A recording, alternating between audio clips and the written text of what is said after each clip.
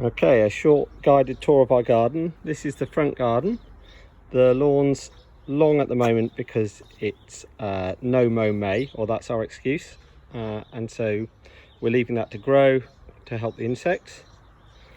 So if we come into the garden, we've got a big bush that needs trimming back on this side. I don't know what that is, but then we've got rose, which is I think a buff beauty, which should climb if we put a trellis for it. So that's the plan. And around that we've got these, which we think are showy sunflowers. Showy sunflowers. They grow very tall, well, quite tall, not as tall as a big sunflower, but you get lots of them. They grow up all over the place once you've got them, and they're bright yellow, big yellow flowers. They take over. And then we've got peony just coming out here, not quite there yet, and a few more in there somewhere. There's another one. Lots of dandelion clocks at the moment. We've got sycamore growing up through this, which is a pain. Always having to pull that out. There's some purple flowers hidden under it there. No, I think they're rhododendron. Don't know what they are. Might be rhododendron. Maybe. Anyway, we've got another rose here, which looks like it might be a floribunda. So I think that is blue for you.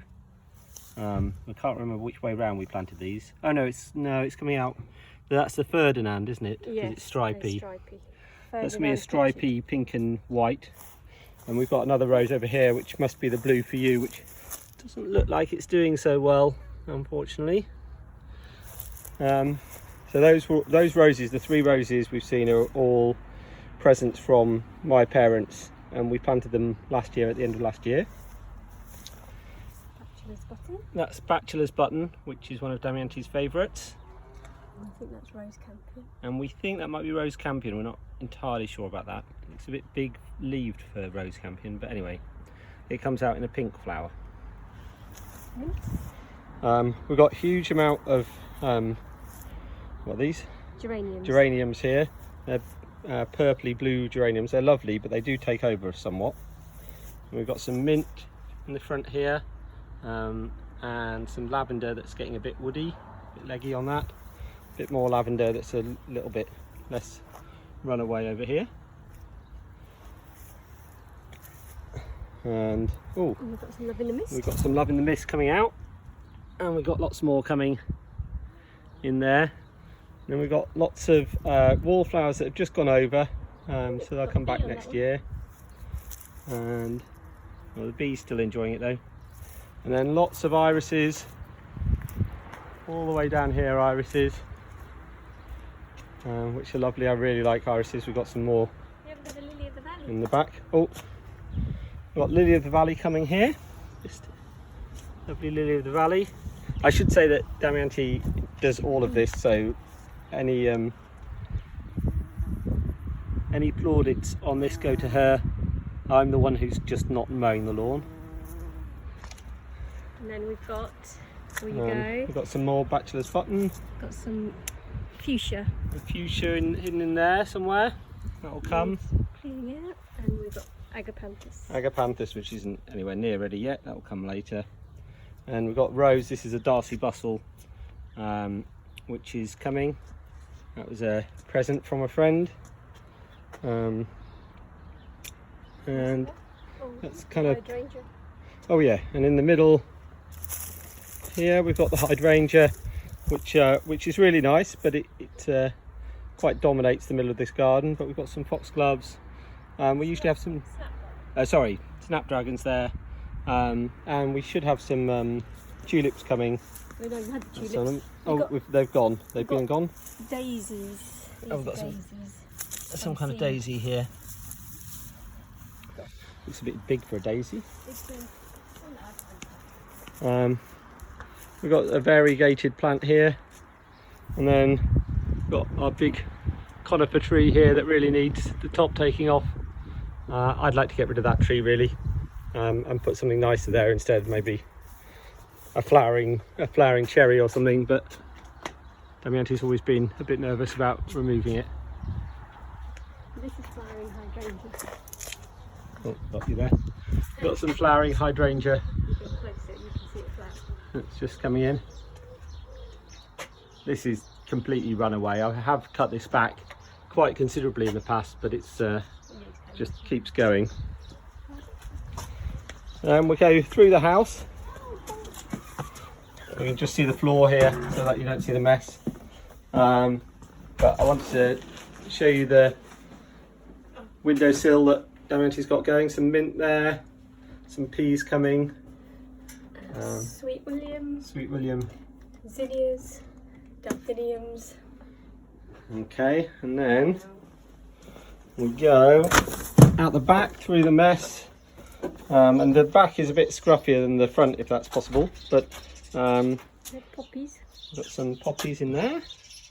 Not right there yet. Some more irises. And agapanthus. And agapanthus. We've got some, I think this might be a dahlia coming through from last year. maybe a dahlia there. Maybe.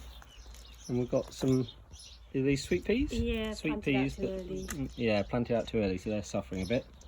And this is verbenum, is it? Yeah, the Kilimanjaro. Yeah. Got some lilies coming here, they're lovely when they come out.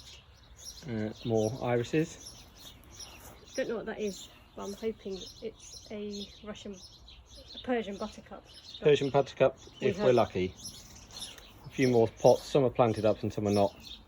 These are planted up with seeds for flowers for bees, but I can't remember what they're called, so we don't know until they. Yeah, kind of mixture there.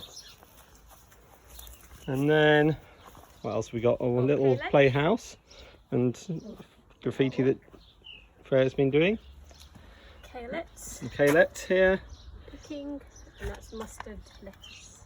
mustard and lettuce. Or mustard lettuce, is it? Yeah. Mustard lettuce. So. And then you've got, to make people so dizzy, you've got go down. Oh yeah, I know. This is a hedge. I cut back the hedge really quite severely earlier this year. You can see all the ground that I've recovered by cutting back that hedge. It's quite incredible. We've just put this in this morning, a new cold frame, which has got some tomato plants, thanks to a friend, some sunflowers, geranium, oh, no, sorry, nasturtium. Yeah. And around the back of the shed we've got our secret little raspberry patch. This is a rather overgrown, but we do get a few raspberries each year from it. We could do with looking after it better, but it's just a way of using that space behind the shed. Got our little raised bed here, so we've got a few veg in here, some peas that are suffering again. I think they're not going to come, but these peas are doing fine. We've got borage, kaylettes, there's some basil, that's not doing well, Well, the basil's coming a little bit. and A then few basil plants, more lettuce. more lettuce. And then going back, I was trying to make a camp stool yesterday out of all the stuff I took off the top of this hedge, which has come down by several feet. I couldn't reach everything on the other side, so that's still tall, but it's quite nice because the birds like to perch in the tall parts, but we get a really good view of them from our side, so we've got lots of birds this year that we can see. So can actually sit on that, believe it or not, just about. There you go, if you're careful. Oh. We've got our new swing set and climbing frame we got during lockdown for the kids to play on, and the old one's just in the corner here. But here we've got, I'll come back to those because they're nice. Just show you the rubbish at the back, all the stuff from the hedge and the compost bin at the back, right in the middle, more rubbish from the hedge. Our pond, we've started a pond, but the weather has just dried it out completely. This was full a week ago, and now it is almost empty. And we haven't got any rainwater to top it up, so I'm a bit worried about that. I don't really want to put tap water in it because that's not good for it, and I think the plants are suffering a bit there. A fire pit, which is not very much used, but Little fire pit there. And then finally, nice plants to finish on. Our strawberries. The strawberries love it here. I don't know why, because the ground is absolutely horrible, all stony, but the strawberries are coming.